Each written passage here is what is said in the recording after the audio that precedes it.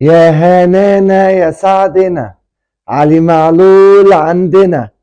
ألف مبروك لكل الأهلاوية، وألف مبروك لعلي معلول على قيده في النادي الأهلي.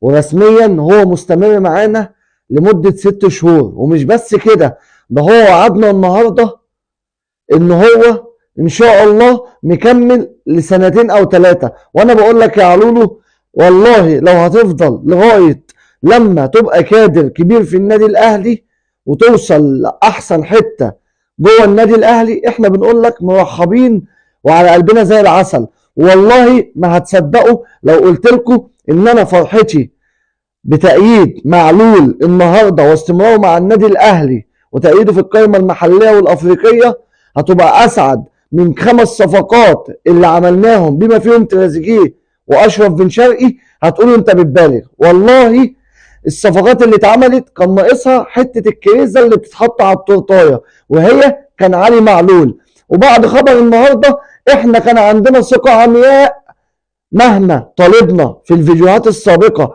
اللي احنا عملناها لعلي معلول واتكلمنا فيها اكتر من مرة نداء لمحمود الخطيب. احنا النهاردة واجب شكر الكابتن والاسطورة والخلوق ورئيس النادي الاهلي العظيم الكابتن محمود الخطيب.